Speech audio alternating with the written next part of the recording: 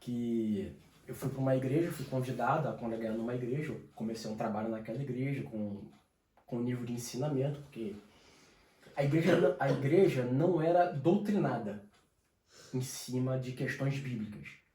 Era uma igreja que era acostumada com rituais. Então, o ritual do culto de quinta-feira, que seria culto de libertação com todos aqueles elementos ritualísticos. Eu comecei a trabalhar na igreja, trazendo pregações mais expositivas, ensinamentos mais profundos acerca das escrituras, e a igreja começou a crescer. Só que o líder da igreja, ele não queria um crescimento de conversão de almas. Ele queria retorno financeiro. Só que quando você começa a trabalhar e trazer novos convertidos para a igreja, um novo convertido já não chega dando dízimo e oferta. Leva um tempo para isso. Aí o pastor, a primeira coisa que o pastor fez, me tirou da liderança do ensino, trouxe a filha dele de volta, que tinha saído rebelado da igreja, para retomar esses trabalhos de libertações, onde se canta corinho, onde traz pregadores com pregações com muita eloquência, mas pouco conteúdo bíblico. Ou seja, deixa a palavra de Deus de lado. A palavra de segundo plano. Por quê? Porque a intenção era o dinheiro. Aí quando eu fui conversar com o pastor, expus toda a situação para ele, ele falou assim: meu filho, o negócio é o seguinte, aqui a gente trabalha desse jeito. Se você não está bom para você, saia. Abraço, então, tô indo embora. Foi o que eu fiz. Ou seja, o pastor mesmo admitiu que trabalha ali pelo dinheiro. Exatamente, ele não ia mudar a liturgia do culto, embora fosse totalmente antibíblica, ele não ia mudar. Por quê? Porque ele não se importava com os meios, ele se importa com o fim. Um serviço de negócio, né? Era o dinheiro. Então, assim, hoje nós temos visto muito isso. Nós temos visto igrejas onde a palavra de Deus, as escrituras, ela acaba ficando abaixo do pastor. Então o pastor, ele chega, ele tem as suas visões, as suas revelações, o seu sentir, a sentir de Deus de fazer tal, que nada tem a ver com as escrituras, e toda a igreja acaba abraçando aquilo. Por quê? Porque coloca a figura do pastor acima das escrituras. Basicamente, tipo, é o que a igreja católica às vezes faz. De colocar o Papa ali no mesmo... A palavra dele final é essa e pronto. Exatamente. Então, quando a igreja de Éfeso recebe alguém se dizendo ser apóstolo, eles não colocaram o título dele, o suposto título, porque aqui a Bíblia diz que era falso, eles não colocaram acima das escrituras. Cara, eu vou te colocar a prova. Diferentemente, por exemplo, da igreja em Corinto. Que no caso, Paulo veio, fundou a igreja, deixou a igreja ali, saiu, depois ele tem que escrever cartas. E aí, no caso, ele tem que fazer algo que normalmente ele não fazia, que é, vamos dizer assim, contar testemunhos pessoal dele, porque é para Corinto que ele escreve, falando sobre a subida ao terceiro céu, porque estava chegando gente de fora, falando um monte de coisa, e o povo ali, como não tinha uma ortodoxia igual era a igreja de Éfeso, acreditava. E aí virava uma bagunça. Aí Paulo tinha que escrever, olha, tem que ser assim, assim, assim. Bem diferente da igreja de Éfeso. Pessoal.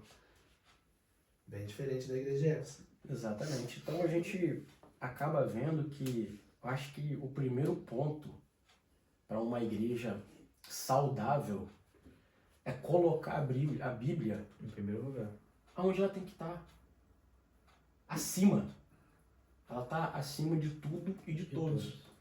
Eu ouvi um testemunho de um puritano, ele contando que ele tinha um pastor, uma igreja puritana, e o pastor da igreja foi até esse irmão e falou assim: irmão, eu acho que você trata muito bem a sua esposa, cara. Chega a ser idólatra o que você está fazendo. Você... Cara, você não acha que você deve maneirar um pouco, não? Aí esse irmão segurou a onda, foi para casa, pegou as escrituras e estava escrito que o marido tem que dar a vida pela esposa. Ele volta na igreja, chama o pastor e mostra o texto. E pastor? Quando o pastor olha o texto, o pastor olhou e falou assim: muito bem, meu filho. Continua amando a sua esposa. Sabe, e isso é tão maravilhoso.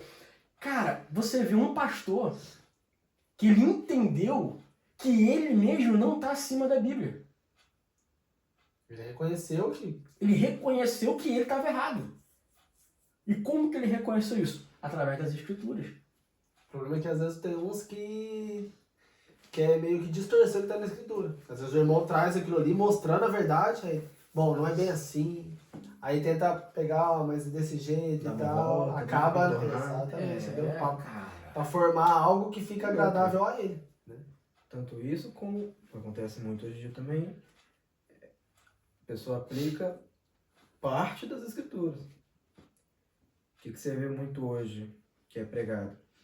É que Deus é amor, que Deus é perdão, que Deus é vida. Pega parte da escritura, aplica isso aí, tá tudo bem. É como se desse aqui a desculpa pra você poder fazer qualquer coisa e tá feito. Não, Deus é o Deus do perdão. Ele vai me perdoar. Exatamente. Muitos pastores hoje em dia, eles usam as escrituras da mesma forma que o diabo usou a escritura com Jesus. Pegam passagens, no caso, fora de contexto, e jogam ali para confrontar. E Jesus... como é que ele confronta? Como é que ele confronta o diabo? Com as próprias Com a escrituras. própria escritura, entendeu? Ou seja, Jesus usa a exposição do texto dentro do contexto. Exatamente, é o que os pregadores hoje, quem ensina, quem leva a palavra, tem que fazer. Tem que fazer pregação expositiva do contexto todo, e não tipo assim, tirar um versículo assim fora de contexto e lançar. Então, assim, eu acredito que a primeira característica de uma igreja saudável é o quanto essa igreja ama as escrituras. Por exemplo, uma aluna minha da escola dominical, ela veio falar pra mim, ela disse, cara, eu vi uma live de uma igreja Y. Ela falou assim, irmão, que loucura. Assim, um culto que nada tinha a ver com a Bíblia. Sabe, cara? Então, eu acho que isso é um grande ponto. É quando você tem noção das escrituras, você consegue enxergar que aquilo ali não faz parte do cristianismo. Cara, então eu começo a ver que isso é um ponto positivo. Você conseguir identificar, cara, isso ali... Que é o que a igreja de Éfeso fazia. O cara chegou, eu sou um apóstolo.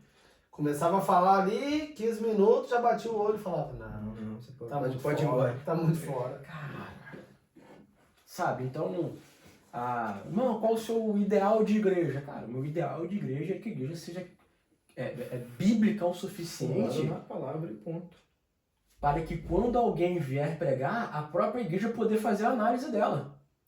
E falar assim, cara, isso não condiz, sabe? Não precisar de que o professor da escola ou alguém vá, não, o próprio aluno, o próprio membro vai falar, não, cara, isso aí não tem nada a ver.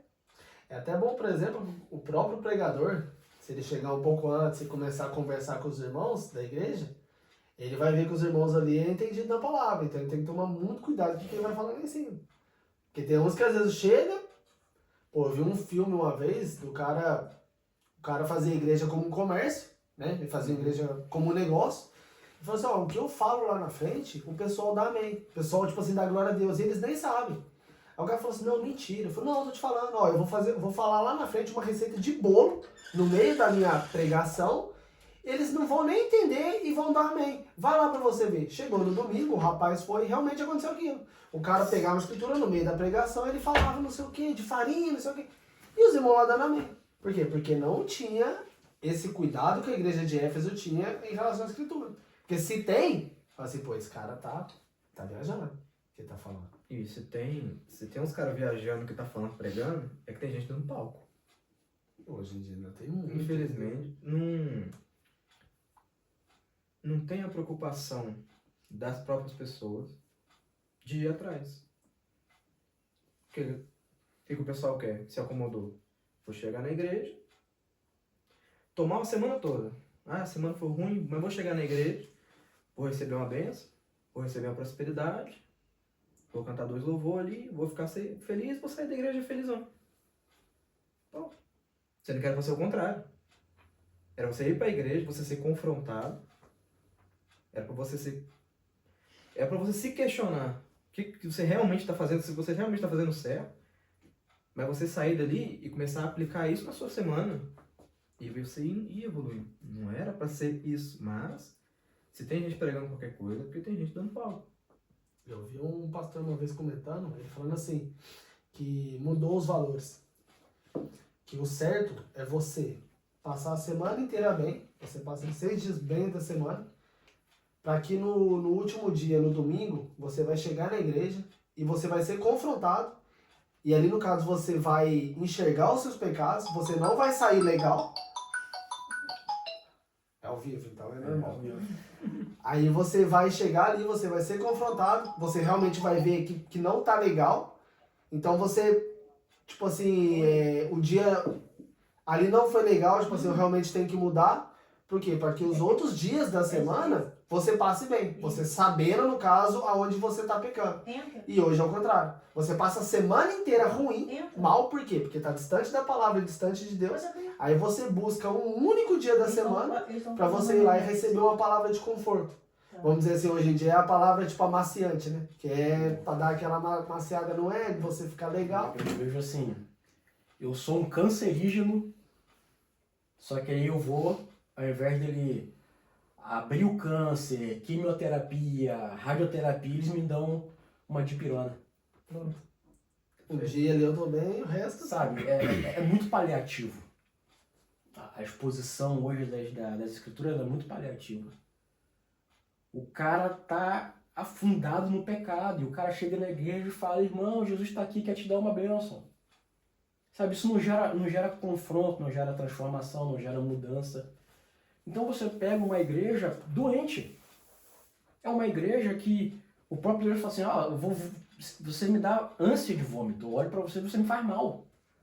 Então, nós estamos vivendo esses tempos de uma igreja que não ama a palavra. Então você pode ver que hoje, nesses novos apóstolos, eles têm uma coisa de paternidade espiritual, cobertura espiritual. Mas aí que tá, queria que você entrasse nesse ponto. Biblicamente, o que é um apóstolo? Na escritura. Olha, o apóstolo de Jesus é aquele que é uma testemunha ocular da morte e ressurreição de Cristo. Então, os apóstolos de hoje, que embasamento eles têm para se classificar como apóstolo? Pessoal?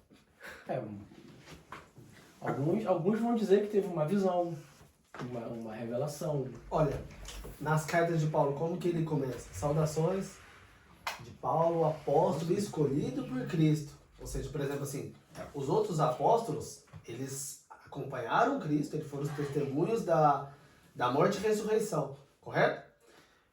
Paulo, que no caso ele não andou com Cristo em vida, o que acontece? Cristo ele aparece para Paulo no caminho a Damasco, e não é uma aparição de visão, que é diferente, não, é uma aparição ali real, para realmente Paulo ver, não, Cristo realmente morreu e ressuscitou, e ele me escolheu como apóstolo. Agora, hoje em dia... eu acho o mais agravante é porque o apóstolo Paulo, que dava as diretrizes para a igreja, abordava a liturgia de culto, o episcopado, em momento algum nas cartas ele fala, levantem novos apóstolos. Exatamente. Ele Consagrem fala outros apóstolos. Não tem. Não tem essa ordenança partindo de Paulo. Aí você vê que hoje os novos apóstolos, você vai sair da igreja? Ah, eu vou tirar a minha cobertura espiritual de você. Eu vou tirar a minha paternidade espiritual de você. Biblicamente não tem mais nada Como nenhum. se tivesse Como algum se meio ele dele fosse proteger Jesus. alguém espiritualmente. Sabe, ele tá se colocando entre o homem e Deus. Ou seja, hoje o apóstolo, ele tira Jesus e se coloca no lugar. Eu vi o pastor falando esse dia que hoje em dia tá até faltando nome pra esse tipo. Tipo assim, às vezes é apóstolo, mas o cara às vezes ele se coloca o maior com o apóstolo. Aí falou assim que daqui a pouco vão colocar nome, tipo, eu sou um querubim e tal coisa. Sou serafim e não sei o quê. Cara. Sabe? Quase que, tipo, eu tô aqui, Deus tá aqui, eu tô aqui assim, Estou bem. quase encostando. Entendeu? Então, uma igreja que ela não é saudável, biblicamente já falando, cara, ela tá apta a aceitar qualquer tipo de coisa. Ela aceita qualquer tipo de coisa. Não tem escritura, não tem embasamento bíblico, não tem nada. Aí o cara chega lá falando, não, é porque não pode ninguém sentar nessa cadeira aqui não, porque aqui é essa cadeira do anjo, que o anjo que me acompanha tem que sentar aí. E a igreja acha aquilo a coisa mais maravilhosa do mundo. Ainda passa desviando pra não tropeçar no Cara, anjo. sabe por E quê? outra? Tá pregando, que Jesus tá aqui. Deus tá olhando. Desceu um anjo, todo mundo. O anjo! Sendo que nas cartas fala que Jesus ele anda ali no meio, entendeu? Exatamente. E aí, igual você falou, Ninguém tá nem. também. Jesus tá aqui, gente, presente entre nós. Todo mundo amém. E aí, a gente volta naquela questão. A igreja hoje está priorizando eu sentir do que o que a Bíblia diz. Então, tem um pastor que eu gosto muito dele, é o pastor Carvalho Júnior, ele falou que ele foi num congresso e perguntaram para ele assim, o senhor faz o quê? Ele, como assim fazer o quê? Não estou entendendo só. Não, o senhor cura, visão? Ele, não, eu faço a exposição da Bíblia.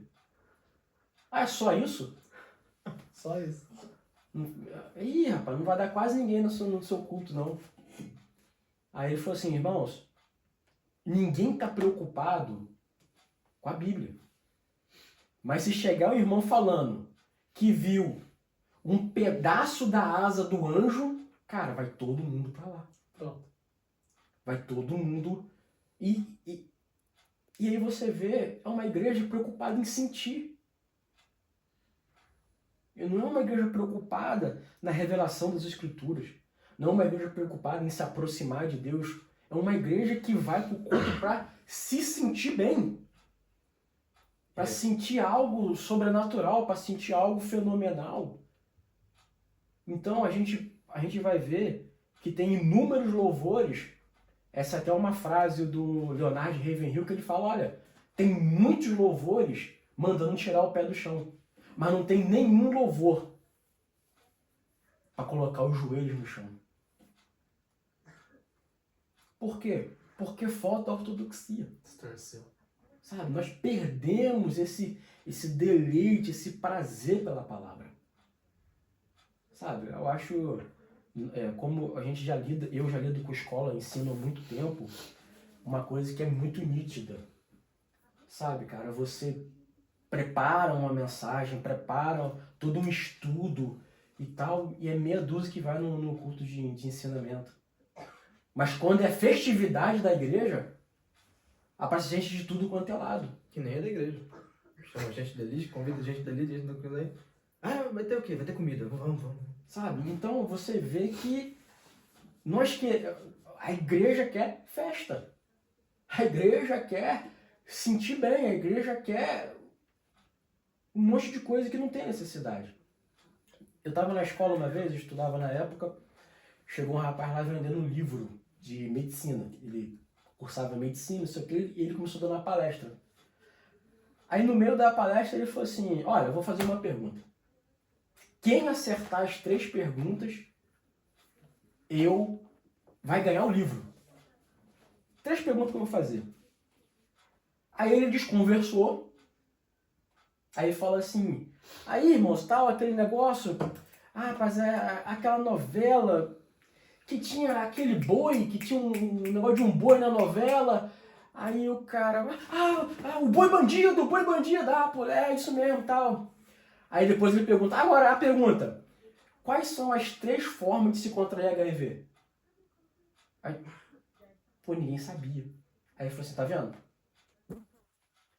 Uma informação que pode salvar a sua vida, você não sabe. Mas o nome de um boi que apareceu numa novela, pô, todo mundo sabe. Sabe, cara, eu acho que é isso que uma igreja saudável tem que ter. Paixão pela palavra, saber quem é Jesus, saber o que está escrito. Conhecer Jesus através da palavra. Sabe, não ser levado, conduzido por nenhum vento de doutrina. Por que são conduzidos e levados? Porque não tem nada nas escrituras. É a mesma coisa hoje em dia, por exemplo, você pergunta pra pessoa assim, uma questão da palavra, né? Alguma coisa, faz uma pergunta em relação à palavra e tudo mais, a pessoa não sabe, às vezes coisas simples. Você fala assim, mas você não lê a Bíblia, você não estuda a palavra? Eu não tenho muito tempo e que não sei o quê. Mas aí na hora que você pergunta de tal série, Sabe tudo. não sabe o nome dos 12 apóstolos. Mas assim, dos 35 personagens da série, sabe o nome do ator e o nome do personagem dele ali na série. Mas 12 filmes que o ator fez também. Então assim, é onde você tá colocando mais o seu tempo. Tudo questão É de errado qualidade. você assistir um filme, você assistir uma série, um dorama, um anime? Não. Só que isso não pode te roubar Tomar o lugar. o tempo da palavra com Deus, entendeu? O pastor Alexandre me mandou um vídeo no Insta que estavam louvando aquele louvor que ruge o leão e na hora da rugida tinha uma moto, uma Harley Davidson no meio da igreja, no meio não, na frente ali, e na hora de rugir fazia a cilindrada da moto, né, representando a rugida. Então, sabe, irmãos, eu acho que é entretenimento. É entretenimento. Eu não quero mais trazer pessoas através das escrituras. Eu vou trazer porque eu vou inventar alguma coisa. Tá no modo, eu vou chamar a gente pra É uma cá. igreja doente, cara. Fazer um teatro, fazer uma coisa, mas a exposição... Não é definitivamente uma igreja saudável. Mas pra gente andar um pouco mais, tem uma parte que ele diz assim: vocês têm preservado e suportado sofrimento por causa do meu nome e não têm desfalecido. Sabe, aqui é o próprio Deus, o próprio Jesus. Ele está escrevendo para a igreja, dizendo assim, vocês estão sofrendo. Vocês estão sofrendo por causa do meu nome.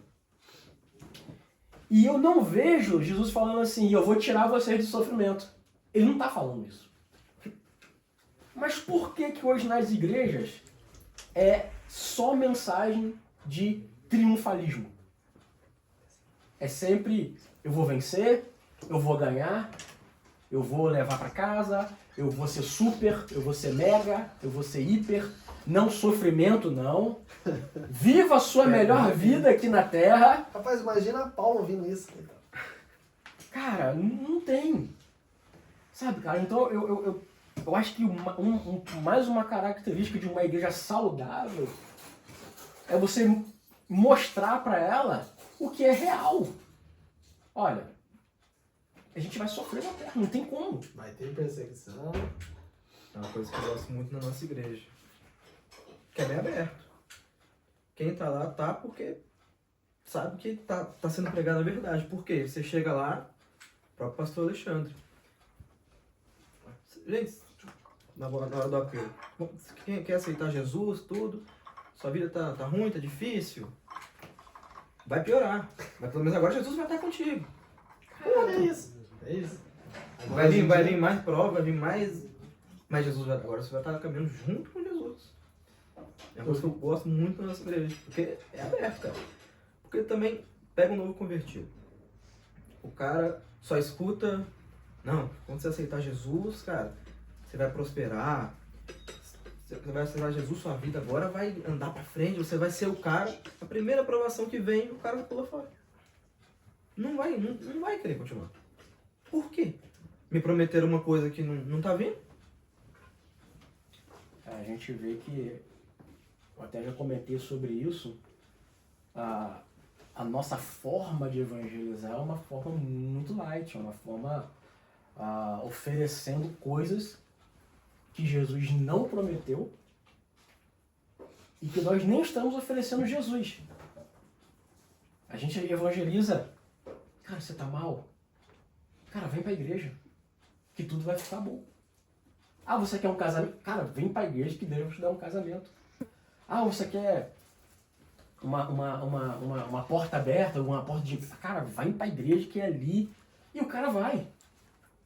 Irmãos, eu não nego que portas se abrem. Não nego isso não, cara.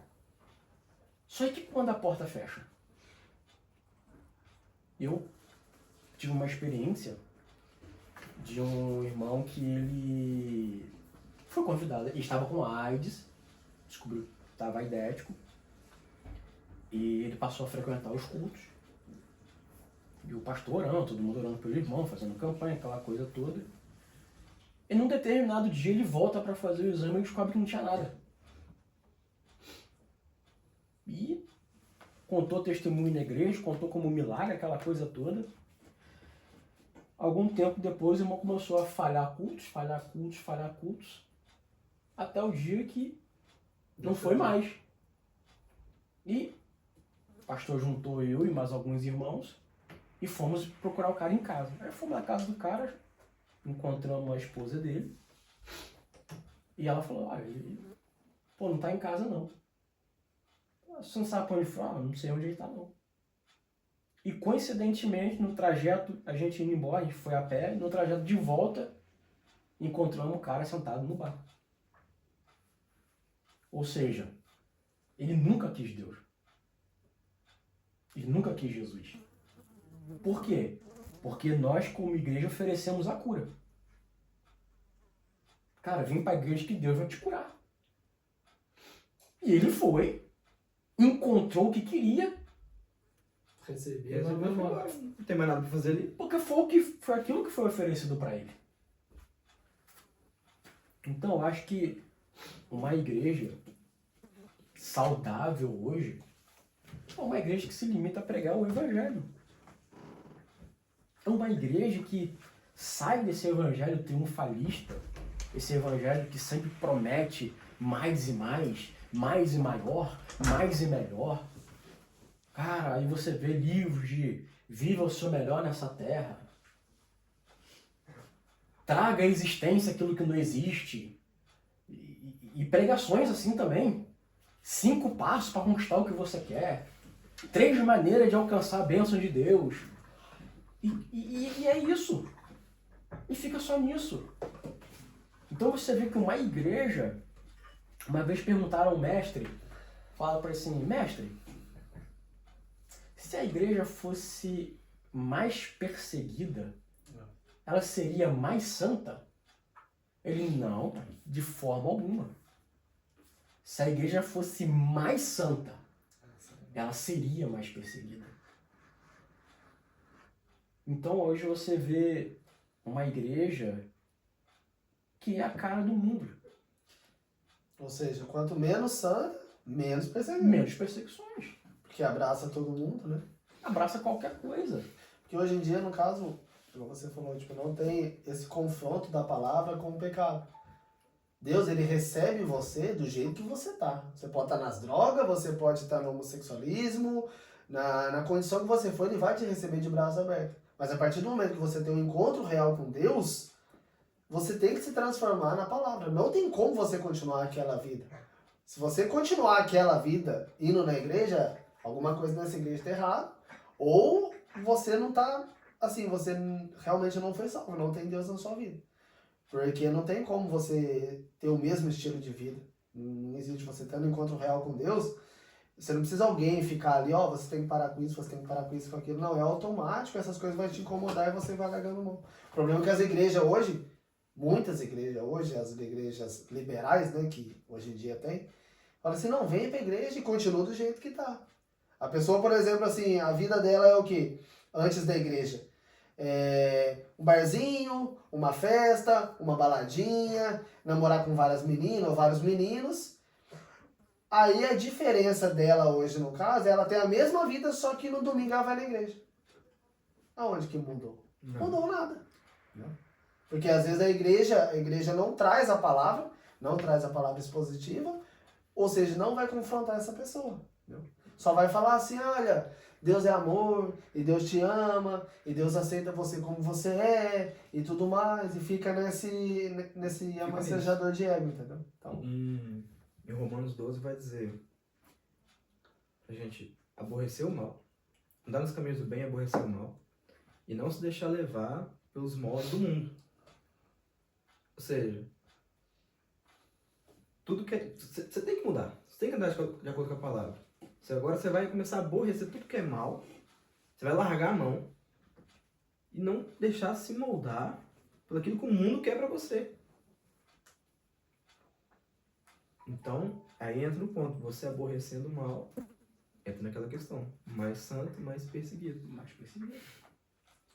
não adianta não... Cara, uma igreja que ela não tem perseguição, um cristão que não é perseguido, alguma coisa tá errada. É a época que a igreja mais cresceu. Grandes Foi mais perseguições de Roma. Que a igreja mais se expandiu na época de Nero, imperador Nero de Roma, depois dos incêndios. Foi ali que a igreja expandiu. Aí também foi, que levantou Paulo, Pedro. Foi onde a igreja estava mais expandida, né? Que estava sendo mais perseguida. A gente acaba percebendo que o próprio Paulo chega a dizer que tem que ter alguns problemas na igreja para que os sinceros se manifestem. O que eu vejo hoje, irmãos, é que estão podando os sinceros. Sabe, cara? Por exemplo, pastor em adultério. O cara se levanta quando... Não, cara, tem que tirar esse... Não, você é muito radical. Pastor é gente boa. Não é assim, tem que ver o lado do cara. Não, cara, adultério é adultério, não importa. Existe o lado, é. Sabe, cara? Então são coisas que hoje você não pode mais se levantar, que você acaba sendo o radical. É você que tá errado. Você é um alienado. É porque Deus é amor, Deus não faz Deus isso. é amor. O que Deus ele vai falar? perdão. O que ele vai falar ali, seguindo um pouco mais à frente, Apocalipse nas cartas? Vou te vomitar da minha boca. Quando, por exemplo, Jesus fala que ele vai ser crucificado, que ele teria que ir para a cruz, e Pedro confronta ele, Pedro, apóstolo, que seguia Jesus faz, sai daqui, Satanás. Ou seja, Jesus não media a palavra, não massageava ninguém, quando o pecado estava à mostra, entendeu? Aí agora, hoje em dia, você não pode confrontar o pecado que você está errado. Aí, toda vez que um sincero vai se manifestar, cara, ele é o doido. Ele é o maluco. Não, cara, você tá falando demais, você é radical, você não sabe o que você tá dizendo. Quadrado demais, quadradão. Sabe, cara, querer ser santo hoje virou pecado. Exato. Querer ser santo hoje tá errado. Ah, não, você tem que ser igual a todo mundo. É por isso que eu gosto de uma mensagem do Paul Washer, que é a pregação chocante, que ele fala assim, cara, por que você acha que você é um crente? Aí a pessoa responde, não, porque eu sou muito parecido com o presbítero da minha igreja. Tá, e quem disse que ele é crente? Então, se você quer realmente fazer a diferença, quer ter uma igreja saudável, você precisa se levantar. Nós, os sinceros, acho que nós precisamos retornar a combater o pecado. Sabe, eu acho que o que falta para uma igreja ser curada e sarada, cara, eu acho que é parar da gente pregar esse evangelho. Eu não vou dizer nenhum falso evangelho. Cara, mas para de querer mostrar sabedoria humana. Cara, vamos pregar o que a Bíblia diz. Tem um monte de gente querendo pregar algo diferente que ninguém nunca pregou para surpreender e que não surte efeito nenhum na igreja. Não, porque o corpo humano tem 70% de água e os demônios viviam na água e por isso que existe a manifestação. Cara, para. Cara, para. Lê um versículo, mas não fala nada do versículo, não expõe nada. Exatamente. Sabe, eu acho que a gente está vivendo Numa época que o cara quer descobrir o que Paulo viu, cara, não é pra descobrir. Se fosse pra... Ele teria falado. Cara, Tava vamos, escrito. cara, Ponto, tava escrito. Se fosse, tava escrito. vamos pegar as escrituras. Vamos falar o que tá O ali. que tá ali, exato. E chega desse enfeite todo. Sabe, eu gosto muito de falar sobre quando Deus manda, cara, é o sangue do cordeiro e acabou. Ah, eu vou botar um pé de coelho, vou botar uma figa. Não, não, não. É o sangue de Cristo, não precisa enfeitar. Tá cheio de talismã hoje em dia na igreja, tá cheio de... Pô, cara, sabe? Da igreja é dentro da casa das pessoas. Ó, de deixar a Bíblia Salmo 91. Salmo 91. A Bíblia A é casa tá aberta. protegida, a Bíblia tá aberta no Salmo. Tá pegando Sabe? poeira, tu passa o dedo, tem poeira na Bíblia. Tá? Sabe, o Paulo, Salmo ele 91. faz, eu acho que em Romanos capítulo 1, ele fala assim, pegaram a glória de Deus e converteram em seres corruptíveis. Sabe, cara, quando você pega um copo de água e diz que aquele copo de água tem poder curador, você está tirando a glória de Deus e pondo em objetos. É que daí entra naquela questão de pegar, por exemplo, textos fora de contexto. Que vai falar, se não me engano, em Atos, que até as roupas de Paulo curavam. Pronto.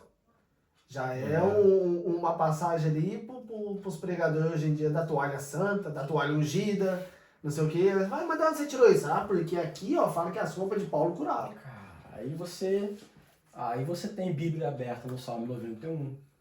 Você tem certo crucifixo para pôr em determinado lugar da sua casa. Algumas igrejas ainda avançam vendendo objetos como vassoura ungida, sabonete, vela, que são objetos que, segundo eles, têm o mesmo poder que Jesus. Tá materializando Jesus. Ali. Estão materializando, botando Jesus como aquilo ali. Sabe? Então, eu acho que hoje a falta de uma compreensão bíblica acaba trazendo misticismo para dentro da igreja. Porque o povo quer sentir, não interessa de que forma vai ser. Eles querem sentir. Então o cara traz um objeto para casa, uma água ungida, traz qualquer objeto e se sente mais protegido porque tem aquele objeto. O objeto tá ali, ó. Tem algo físico ali. Você levou água ungida pra casa, joga de pirona fora, paracetamol, que quando surgiu uma dor, Bebe toma um a golinho água. da água. Tá feito. O pastor falou Cura que... até o câncer. É. Poxa, cara, eu acho assim. Eu acho que E outra igreja que vende isso também, vende sabonete, vende vela, não te ensina, não, meu irmão, se consagre, ore na sua casa, você tá protegido. Não. Compra a velhinha aqui, acenda na porta. Até porque se eles ensinar isso, eles vão cortar o Vai meio de cortar a verba verba deles, deles. entendeu? Não, acende a velhinha aqui do lado da porta, tá protegida a sua casa. cara, eu acho assim que uma igreja saudável, ela tem o compromisso de conduzir você a Cristo. É fazer com que você tenha a sua experiência e comunhão com Deus. Mas aí não, o pastor tá ali, não, se não for a minha oração, Deus não ouve. Se não for o meu jeito de falar, se não for eu impondo as mãos, ele te afasta de Deus. Ele sabe o que ele faz? Ele costura o véu novamente. Você tem que terceirizar. Você tem que passar terceirizar pelo o- pastor. Exatamente. Terceirizar o processo. A Bíblia diz, olha, o véu do tempo foi rasgado para que todos nós tenhamos acesso a ele. Aí o cara fala, não, tem que passar por mim Ou primeiro. então, às vezes, acontece também o contrário. A pessoa nem ora, mas pede o pastor orar pra mim aí. Mas a pessoa também nunca dobra o joelho. Mas eu vou pedir o pastor pra orar, vou chamar o pastor pra orar na minha casa, vou chamar o pastor pra orar pela minha família. A pessoa mesmo não ora. Aí acaba se Acontece tornando muito isso também. massa de manobra. Eu conheci uma pastora no Brasil em que ela, por às vezes não falar não, ela entrou numa depressão muito profunda, ela teve a crise de pânico, ela ficou muito ruim. Por quê? Porque todo mundo jogava os problemas pra cima dela. Por quê? Porque coloca como se fosse a pessoa santa. Tá aqui ela, tá Deus, entendeu? E aí chega e descarrega todos os problemas, mas a própria pessoa não ora, não faz nada, entendeu? E aí acaba, no caso, sobrecarregando. Hoje acontece muito isso, por exemplo, com um pastor, com você é presbítero, acontece com presbíteros, do que a pessoa às vezes está passando um momento difícil, um problema ali, seja no relacionamento, alguma coisa, que às vezes é algo simples, entendeu? É algo que, tipo assim, que basta você orar, basta você acreditar. Mas não, a pessoa às vezes ela não consegue, então ela tem que terceirizar. Fala, pastor, vem aqui em casa que eu tô precisando de uma oração que tá acontecendo isso. Aí chega em casa, o que é o problema, né, e tal. Ah, meu marido, eu pedi pra ele lavar a louça, ele não lavou a louça. Tá de sacanagem, imagina. Tá possuído, tem que orar pra Irmãos, assim, existem inúmeras situações que não haveria necessidade de uma terceirização se o cristão simplesmente lesse a Bíblia. Lê a Bíblia. Pronto. Mas não. Eu até pra gente já finalizar, que já tá quase 1 hora já, um comediante, ele falando sobre os cristãos. Ele era um ateu e ele indagando um cristão. Falou assim, cara, você crê que um Deus que criou todas as coisas teve um filho, tem um filho, mandou esse filho para a terra. Esse filho escreveu tudo que você tem que crer, andar e fazer. Esse livro foi compilado, você tem acesso a esse livro, você diz para mim que você não lê?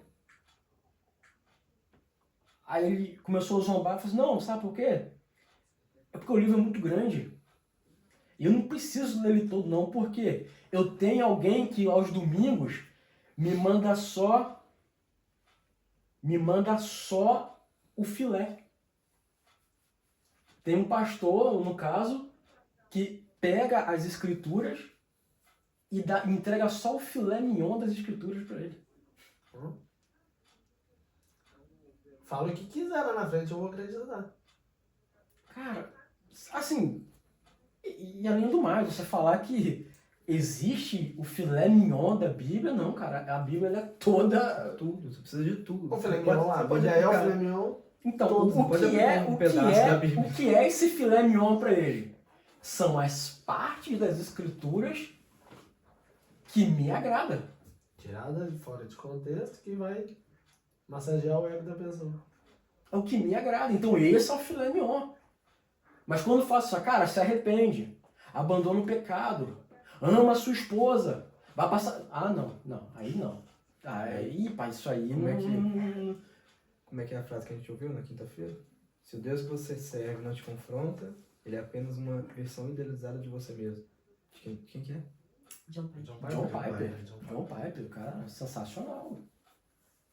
Sabe? Ai, tudo aí pra falar. Fala. Fala. Como diz, o Caio falou sobre Romanos, que diz que a gente não deve se amoldar. Mais alto. Ai, não devemos, mas aqui vai pegar. Ao mundo, a igreja tá moldando Deus. Porque tá querendo colocar Deus numa caixinha que dá Sim. pra você entender quem é Deus. O mundo molda Deus. Porque se você for, por exemplo, eu conversando com a minha irmã, ela fala, mas como é que Deus vai fazer isso se não é o Deus do amor? Não é o Deus do perdão, como o Caio falou? Então as pessoas começam a moldar Deus, e sendo que é Deus. E eles mesmos tentam entender o propósito de Deus, tentam entender a Deus, sendo que nós somos seres totalmente limitados. Entende? Então, eu vejo muito isso. Porque a igreja criou um Deus. A igreja criou um Deus da prosperidade, criou um Deus do amor, do perdão. Não, tudo bem, você errou, tudo bem, tá tudo bem. E traz um mundo pra dentro da igreja. E tira a consequência do pecado. Como se o pecado que você fez não... Esse Tá negócio, perdoado, tá ótimo.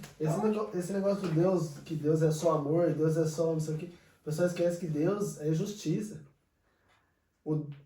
Deus dizimou toda a raça humana, deixou só Noé e a família, por quê? Porque eles estavam no pecado, que não tinha mais jeito, entendeu?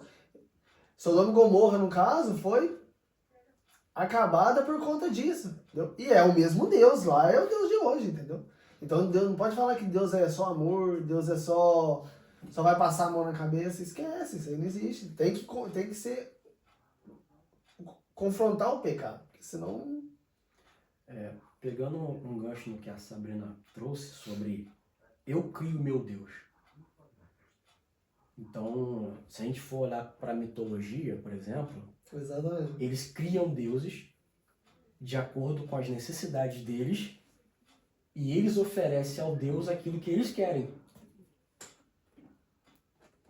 É o que eles querem. Ou seja, hoje em dia nas igrejas tem uma mitologia em cima do Deus de Israel, basicamente. Exatamente. A partir dele, da imagem dele, criaram um subproduto.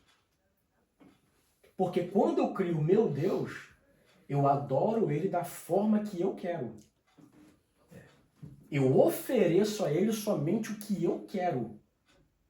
Por quê? É como o John Piper fala. Porque o meu Deus reflete a mim mesmo. Eu estou me vendo ali. Eu criei aquele personagem, aquele Deus. Você é o espelho. Você é aquele espelho, você está refletindo aquilo que você quer. Então, nessa hora que você vai para a igreja, às vezes você não encontra o Deus que você quer. Porque o Deus que você criou não está lá. E aí você pula fora da igreja. Aí você vai procurar outra Vai igreja. para uma igreja que o Deus seja o mesmo que o seu. É como se Ou fosse que vários deuses, né? Ou que pelo menos se aproxime daquilo que você tem como Deus. Tem como Deus, exatamente. Quando Jesus mesmo chegou, não, você não é o Messias. Porque ele foi idealizado. Exatamente. Eles idealizaram um Jesus, né? Criaram uma fantasia em cima de um E Jesus veio algo totalmente e veio algo diferente. Cara, então o que eles queriam?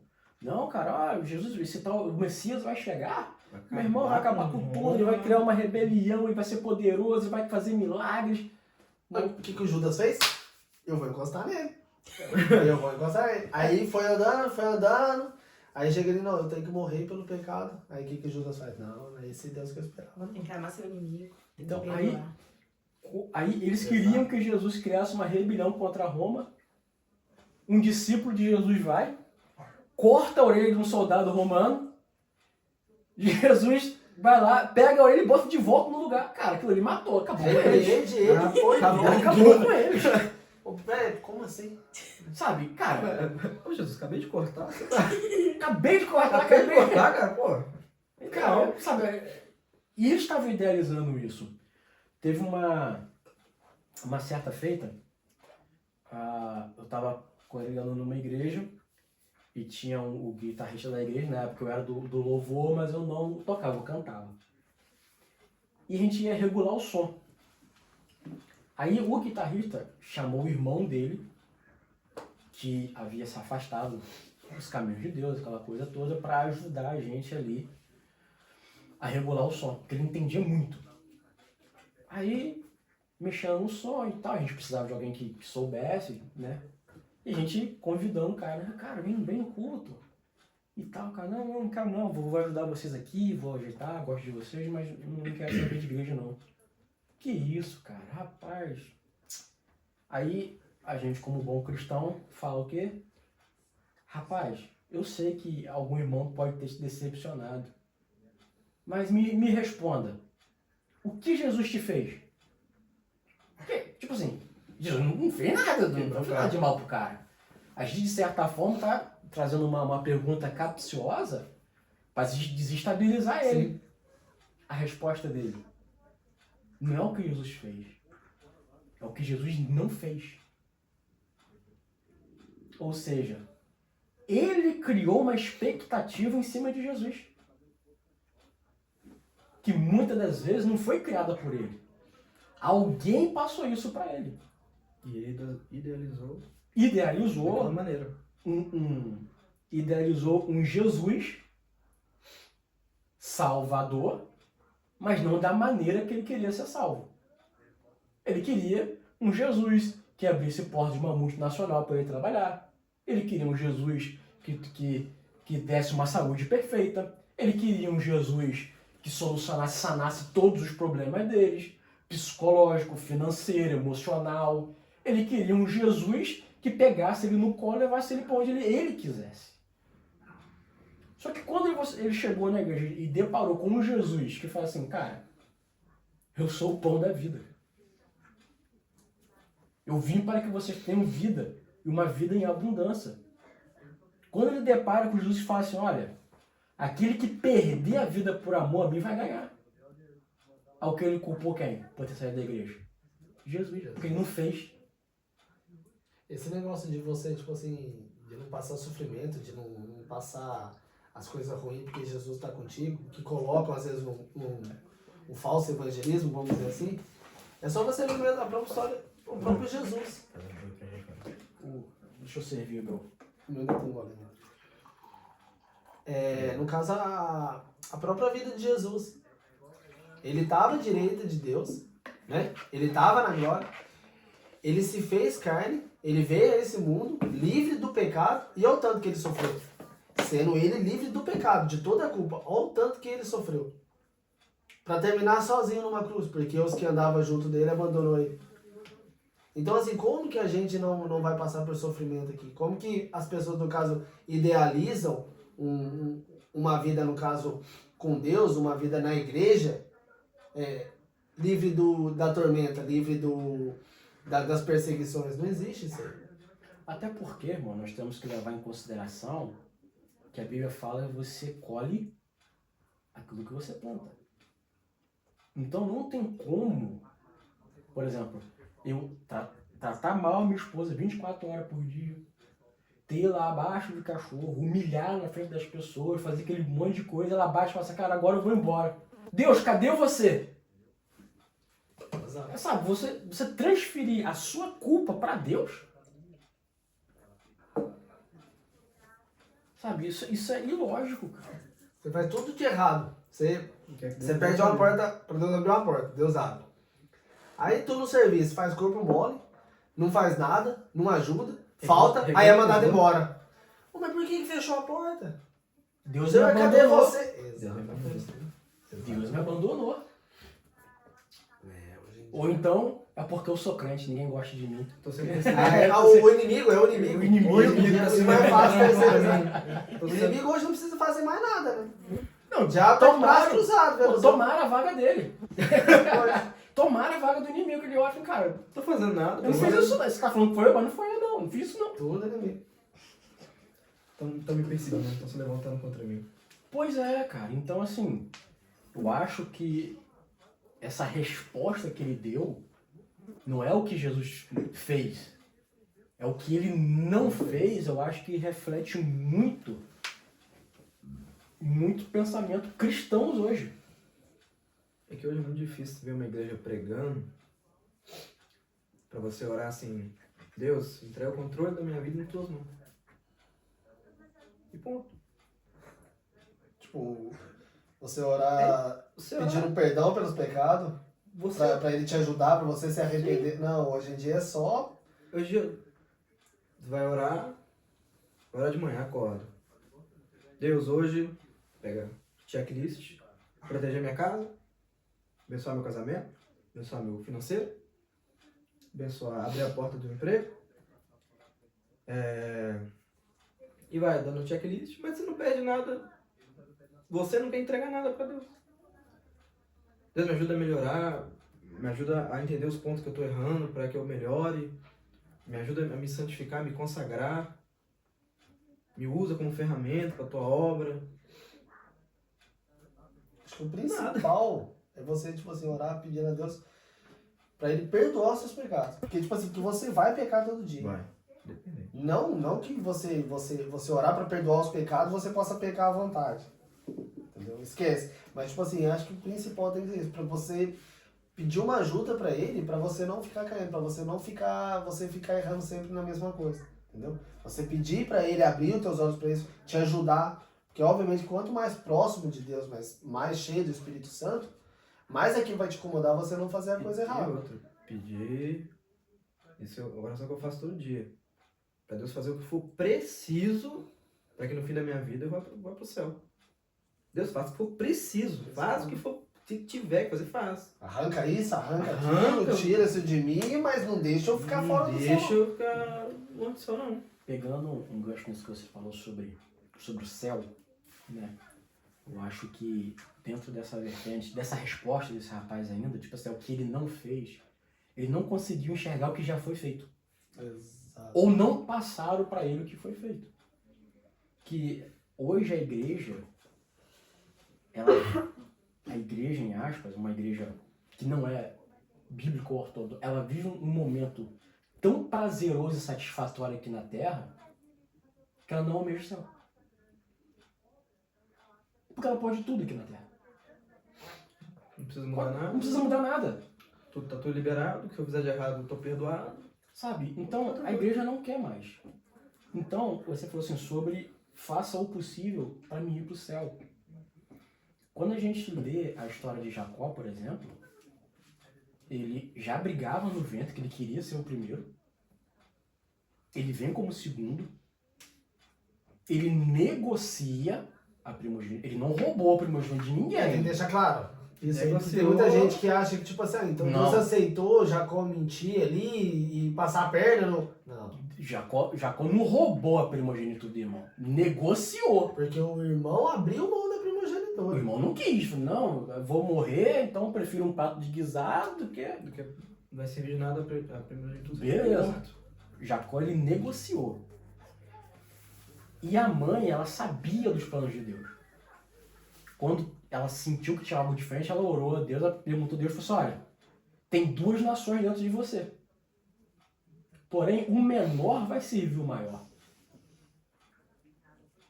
Ela não precisava arquitetar aquilo com Jacó. Se Deus tinha falado que ia fazer, ia acontecer de alguma outra forma. Mas ela se junta com Jacó para enganar o pai, para tomar as bênçãos. Aí, escuta, Jacó tem a primogenitura, Jacó tem as bênçãos do pai, só que quando ele vai encontrar com o irmão era mais rico do que ele.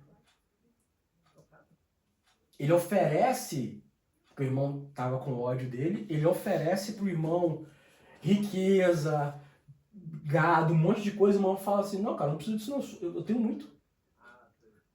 Aí a gente para analisar e fala, cara, é meio que uma situação ilógica.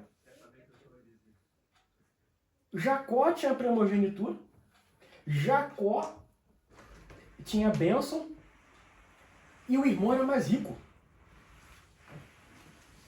A grande diferença ali foi o quê?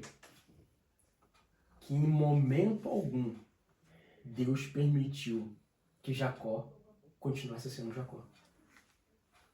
Toda a trajetória de Jacó, Deus culminou em ele se tornar Israel.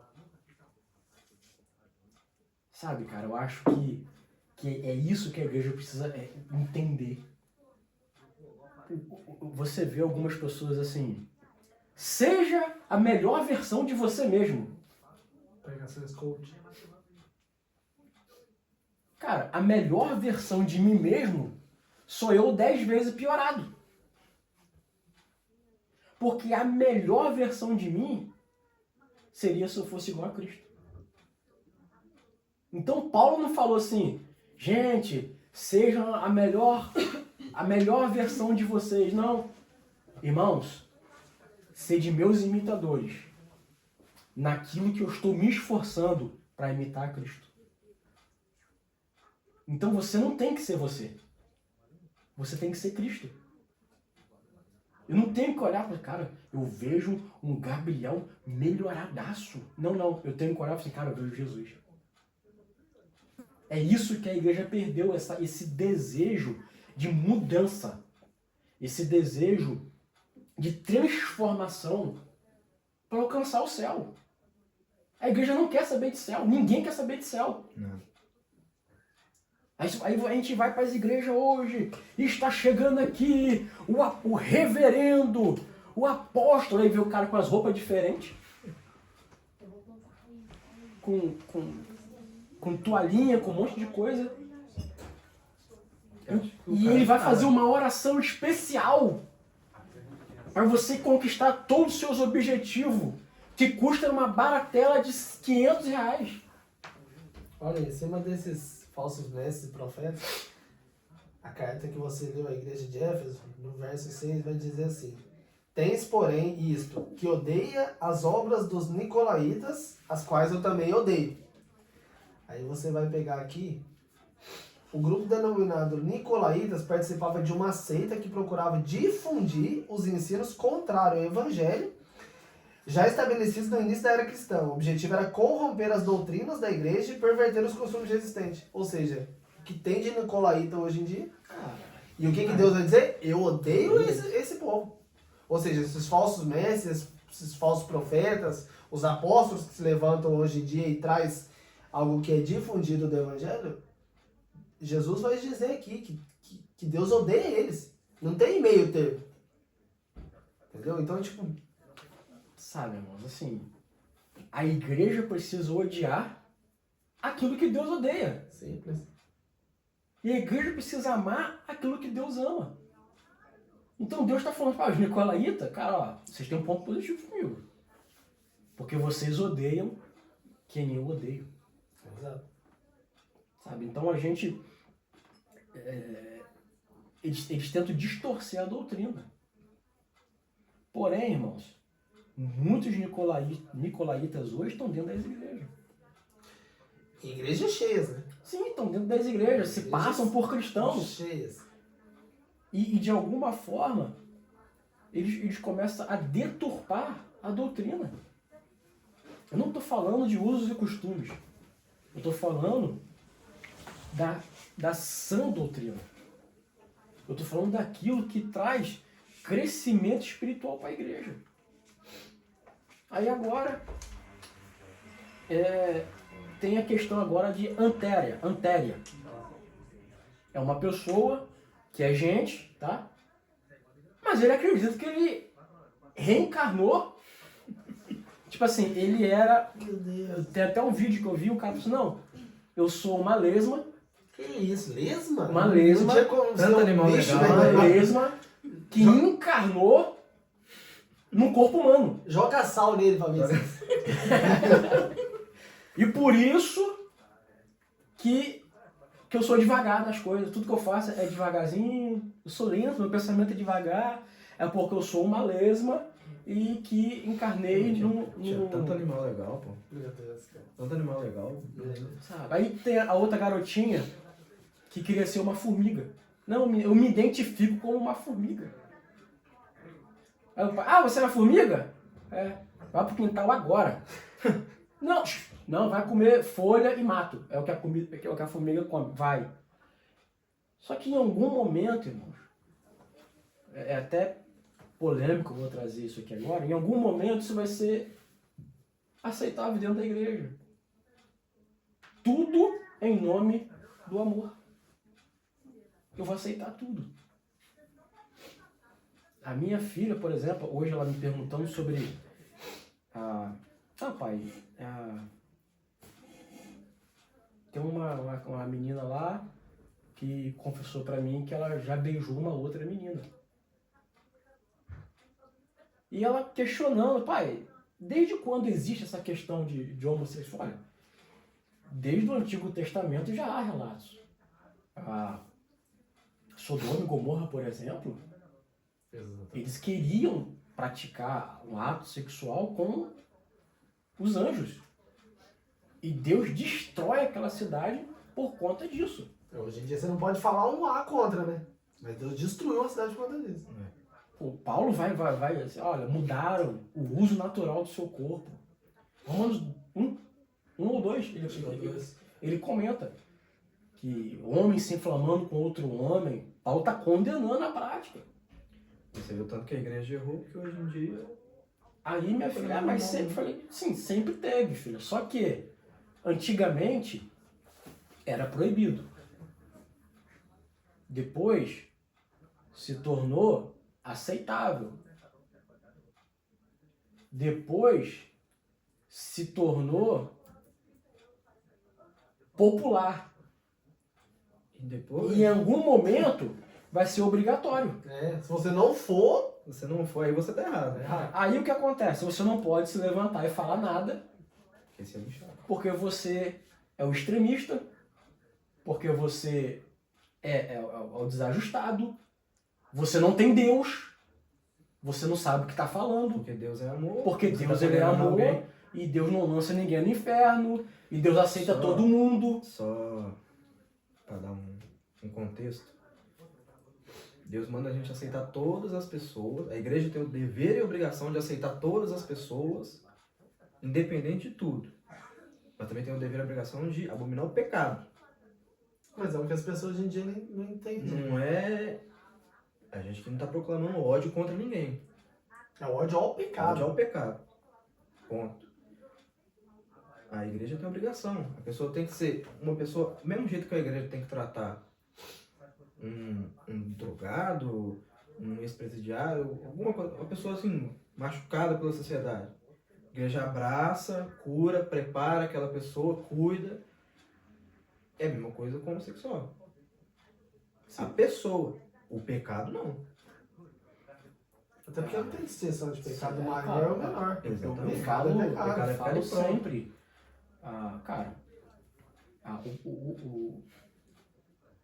o cara que é homossexual está em pecado, o cara que está no adultério é pecado, o cara que consome pornografia é pecado, O cara que mente, o o cara cara que que rouba. rouba. Não é que uma coisa tá pior que a outra, ou que a distinção entre uma coisa. Não. E hoje em Tem dia balança tá o cara- de peso pro pecado, pecado. cara. É, hoje em dia tá o cara dentro da igreja, em adultério, apontando o dedo na cara do homossexual. Também. Esse que é o porém. Também. Esse que é o ponto. Também tem essa. Então, Eu acho que nós, né, precisamos, cara, sair um pouco desse evangelho triunfalista, esse evangelho coach que oferece N oportunidades, viva o seu melhor aqui agora na Terra, seja a melhor versão de você, prospere. E a gente precisa voltar às escrituras. Por isso que a exposição bíblica é a melhor forma de pregação é a exposição bíblica. Você vai falar o que está na Bíblia, você vai expor aquilo que foi escrito ali. o que vai mudar a pessoa, Entendeu? confrontar a pessoa, É aquilo ali, você não precisa colocar mais pingos no i ou outras coisas, você não precisa trazer outras coisas. Não, é só exposição bíblica. Como que Paulo, quando chegava nas sinagogas, fazia? Exposição bíblica. Ele não gritava, ele não girava, ele não passava toalha. Não, é simples, é exposição bíblica. Entendeu?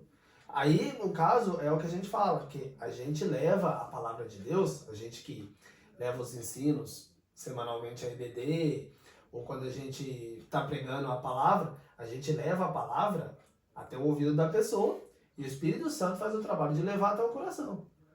Entendeu? Então, se a gente expõe o que é a palavra de Deus, aquilo que está escrito na Bíblia, ponto, é o que a gente tem que fazer. É o que os pregadores têm que fazer hoje em dia. Mas não.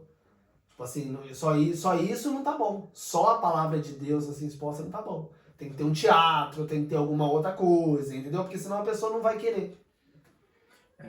Eu acho que todo avivamento na história partiu das escrituras. Sim.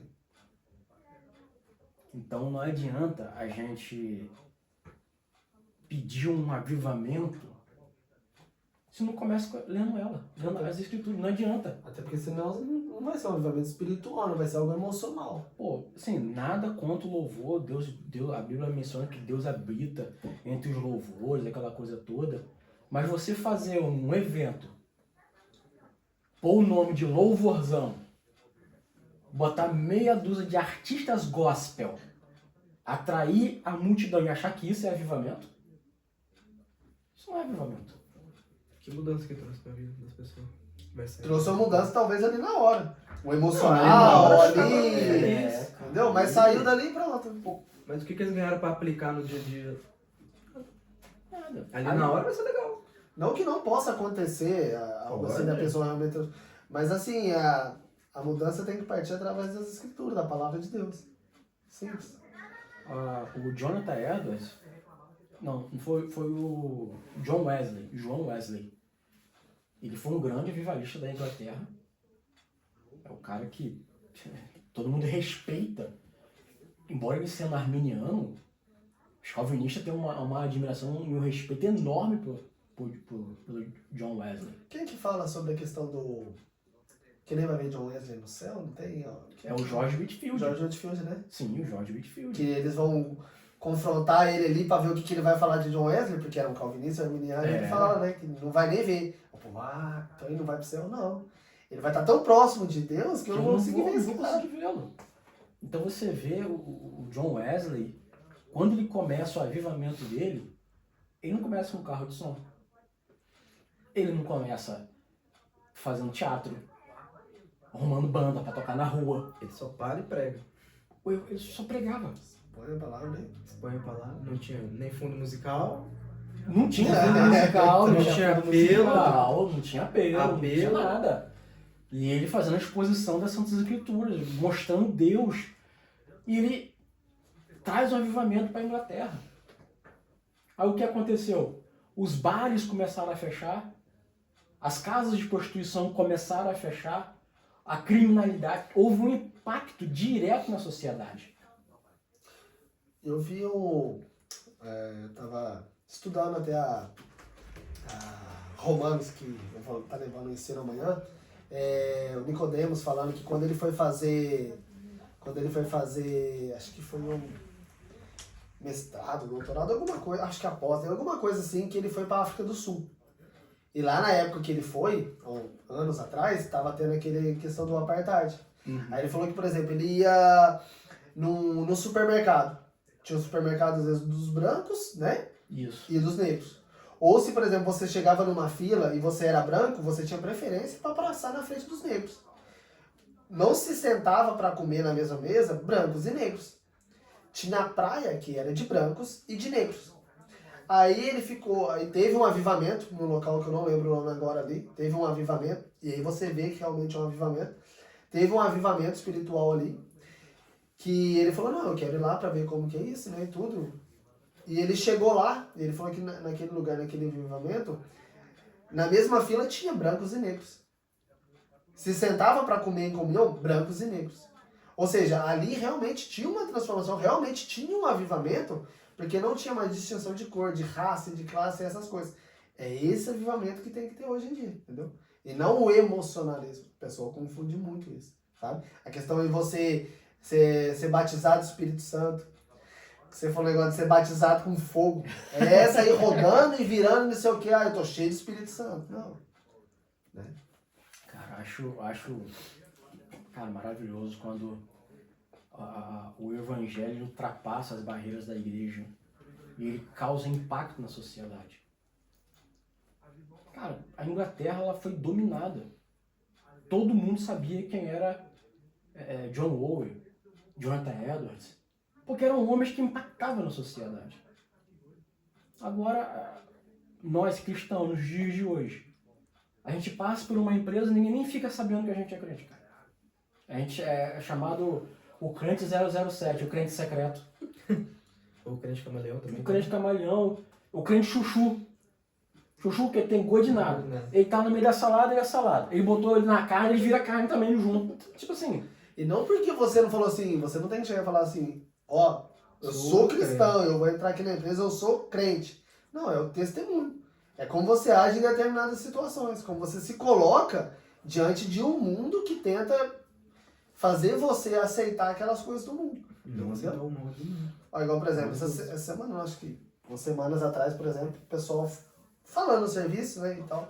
Às vezes eu até não converso muito, porque quando você tá, por exemplo, assim, num lugar muito mundano, assim, os assuntos normalmente, 95%, não vai te trazer nada benéfico, né, nada para acrescentar. Aí eu não lembro o que tinha falado e tal, aí falou de questão de, por exemplo, de se masturbar, de fazer alguma coisa assim, tipo banheiro e se masturbar, que é normal. Eu falei, não, tá errado. Ó, na hora que eu falei que tava errado aqui, que não é normal, pronto, aí já vem um monte de piada, já vem um monte de coisa, entendeu?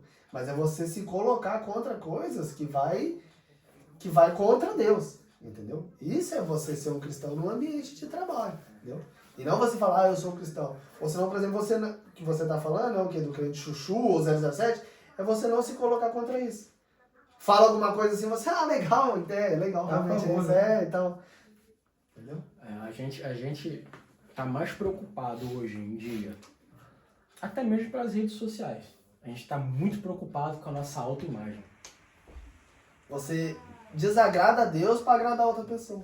Sim, porque é como você vai ser visto na sociedade. É o que vão falar de você. Cara, eu acho, né, a gente, eu era mais jovem, eu saía para pregar em algumas igrejas e eu era um garoto, não tinha ninguém para me instruir, mas a minha preocupação era agradar ao público.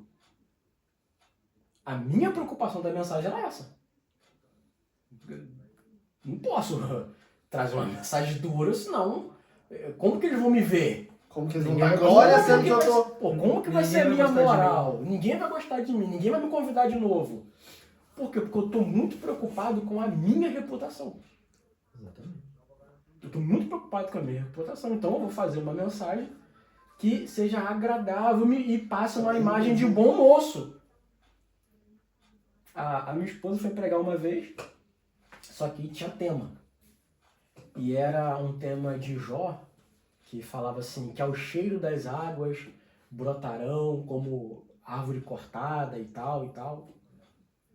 Aí a minha esposa me pediu que eu poderia passar para ela como conselho, esboço daquela mensagem. Eu falei assim, é só você falar o que o texto está dizendo. Que tem mais esperança para uma árvore cortada jogada no pé do rio do que para alguém que anda sem Jesus. Ela olhou, mas eu não posso falar isso lá no meio de todo mundo, como é que eu... Por quê? Porque eles pegaram um versículo do texto inteiro, pegaram um versículo e colocaram como tema. Ao cheiro das águas brotará e você é hoje, é agora, vai brotar, vai frutificar, vai dar tudo certo. Só que não era esse o contexto. Só que na época a minha esposa ficou com medo. Cara, sou convidada, eu tô indo visitar a igreja, o pastor é meu amigo, eu não posso trazer uma situação. Sabe por quê? Estava mais preocupado com a autoimagem. Eu já fui assim. Se fosse a agência hoje, tu não prega mais aqui não. Claro. Assim, existem esses tipos de situações que a gente acaba passando. Porque é a questão da autoimagem. Sabe, não estou mais preocupado com a conversão de almas. Eu falo muito sobre isso a nível de pregação, né? Porque é uma área que a gente atua um pouco. E o nível de satisfação do pregador é a quantidade de glória a Deus e aleluia que é dado durante o culto, durante a ministração dele. Quando eu comecei a pregar, às vezes levar uma mensagem, às vezes eu ficava meio, tipo assim, cabisbaixo com isso.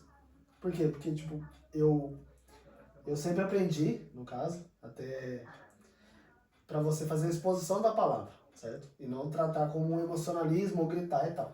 E aí eu levava uma exposição, levava uma palavra assim e todo mundo quieto, em silêncio. Aí às vezes você vai ver um pregador que faz aquele monte de coisa, um monte de glória. Aí eu falava, caramba, será que realmente eu tô fazendo certo? Será que eu não ouço um glória, não ouço não sei o quê? Hoje não, hoje eu fico descansado nisso. Porque eu sei que eu tô fazendo a exposição ali da palavra que tem que ser, entendeu? Não preciso glórias e não sei o que, não sei o que. Eu só quero que, por exemplo, que a pessoa que ouviu aquela palavra seja mudada, entendeu? Seja transformada, seja liberta do pecado, tenha uma mudança de vida. Porque às vezes num culto que às vezes é muito glória, muito aleluia, a pessoa que deu glória e aleluia, não tô falando que é todas, mas muitas vezes vão sair pra fora e no outro dia tá lá falando Nem muito vai palavrão. lembrar o que foi pregado. Eu tinha um pouco disso, não era muito, mas era uma certa insegurança disso. Até que um dia eu fui pregar, cara, palavra dura. Até eu admito, palavra dura. Teve glória, nada, 0. Só que aí no final o irmão chegou pra mim e falou, Caio, a sua pregação me confrontou. Saí realizado. Saí feliz. Eu, cara, o que eu falei surtiu efeito. E agora o Espírito Santo vai começar a conduzir para ter mudança na vida da pessoa. É porque surtiu um efeito invisível. Muitos pregadores estão Invisível, né?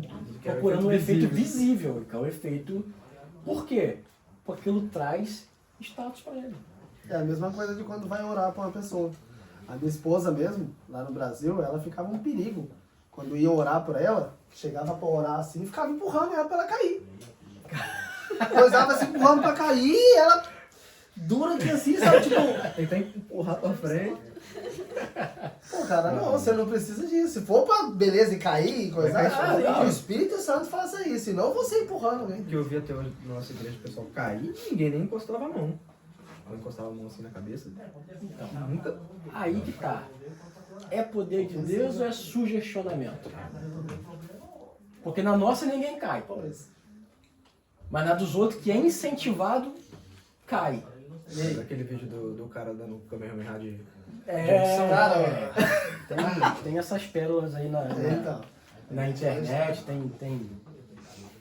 tem toda essa situação aí. Varão, vamos entrar no tópico do primeiro amor? Primeiro amor, vamos lá. Contra você, porém, tenho isso. Você abandonou o seu primeiro amor. Lembre-se de onde caiu, arrependa-se e pratique as obras que praticava no princípio. Eu já vou começar expondo aqui que essa passagem foi uma passagem que significou muito pra mim. Há um tempo atrás. Eu sou novo convertido, tenho 1 ano e meio. 2 anos, fiz 2 anos de crente em novembro. Novembro agora, no início de novembro. E eu foi o quê? Os meses de célula, depois fundou a igreja. Então de março foi quando eu fui consagrado diácono. Março até uns meses pra frente foi o período onde eu comecei a ter mais responsabilidade dentro da igreja. Foi quando eu fui inserido no ensino, junto com o ensino e o Ministério de Louvor. Chegou uma época que eu me via distante desse primeiro amor. Por quê? Eu tinha que me esforçar muito para acompanhar vocês, que tem muito mais experiência que eu, para tentar acompanhar, e tinha que me esforçar muito ao mesmo tempo nos louvores. Porque eu aprendi a tocar bateria ali, fui seguindo, e quando foi entrando, o pessoal foi se profissionalizando, não só os músicos, mas os vocalistas também. Então, eu tive uma época que era assim, eu não pegava a Bíblia para ler, falei, não, hoje eu vou ler a Bíblia. Eu só pegava para fazer estudo. Não vou fazer estudo de não sei o quê. Não tá estudo. Não ouvia um louvor. O louvor que eu ouvia era só o louvor que ia tocar na semana, porque eu não conhecia todos os louvores, não conhecia a maioria dos louvores, não conhecia. Para mim era tudo muito novo. Então chegou uma época que eu me apeguei muito à igreja e deixei aquele primeiro amor do lado. Foi até a época que o nosso pastor, ele veio falar comigo, a minha esposa estava meio nessa situação também, que ele deu férias do louvor pra gente, foi onde eu falei, não posso deixar isso acontecer, não posso passar essas coisas na frente. Esse texto pra mim foi assim, uma virada de chave mesmo, como um servo de Deus foi uma virada de chave. Porque não adianta nada, eu posso dar a melhor aula possível se eu não pego para fazer um jejum, por exemplo. Posso estudar, me dedicar, me matar ali. Se eu não tiver de coração ali para Deus, com paixão. No caso aí você traz como... Eu vejo assim também, é mais pelo motivo do que pelo que está sendo feito. Mas eu vejo isso mais ou menos na igreja de Éfeso. Porque eles eram muito instruídos, muito.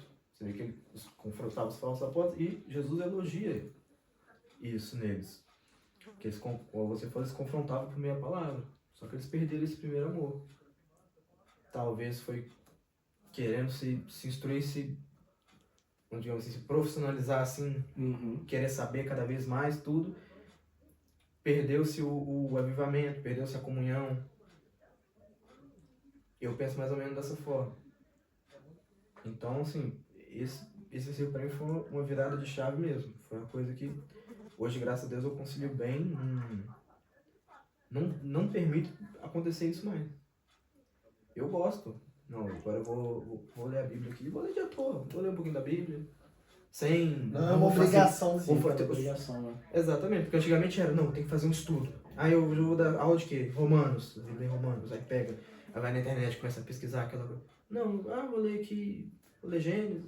Eu gosto de pensar assim também, por exemplo, um homem ou uma mulher pode tratar bem a sua esposa, pode ser fiel ao seu cônjuge sem amar. Sim. Não ama, mas eu faço a minha obrigação. É a mesma coisa, igual, por exemplo, você chegar e falar pra sua esposa assim, eu te amo, mas é porque Jesus mandou eu amar você. Cara, aí fica. Entendeu? Não, você tem que amar por querer mesmo estar junto ali e tudo mais. E esse é o amor que tava faltando na igreja de Éfeso. E às vezes acaba chegando a gente, né, cara? Porque Sim. é meio que assim, é o que ele falou. Pô, eu vou fazer porque eu sou obreiro. É porque acaba que é uma responsabilidade absurda você aplicar um ensino ali. Então acaba que deixa um pouquinho o amor de lado e fala, não, vou fazer porque eu tenho a responsabilidade de fazer, ponto. Não é porque eu gosto de fazer. Eu até tava falando esse tempo atrás, falando com o Caio, tipo assim, às vezes esse tipo de coisa que a gente faz, o ensino, seja pregação, e qualquer área que você for atuar ali dentro da igreja. Se você não fazer por amor, em primeiro lugar, uma hora você vai sair daquilo ali.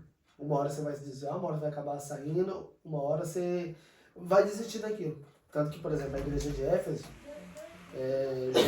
Jesus pede para João escrever essa carta, alertando eles, fala, olha, vocês estão fazendo isso legal, tá bacana, só que volte ao primeiro amor. Era uma Que situação que aconteceu? estava incomodando o próprio Deus. O que aconteceu? A igreja de Éfeso hoje já não existe mais. Não é? Muito por quê? Porque às vezes estava fazendo muito no automático, sem o primeiro amor, e na hora que desanima, pronto. Você acaba, entendeu? Porque se você faz com amor, por mais que às vezes você tá cansado, você fala, nossa, mas não, é pra Deus. Aí você faz. Aí você faz. Eu acho que quando a gente tá nesse primeiro amor, por exemplo, tudo que eu faço é direcionado a Deus. Então, assim, Deus não precisa me dar nada. Porque eu amo Ele e acabou, e eu tô fazendo, e não importa. Quando eu saio desse primeiro amor, eu começo a cobrar.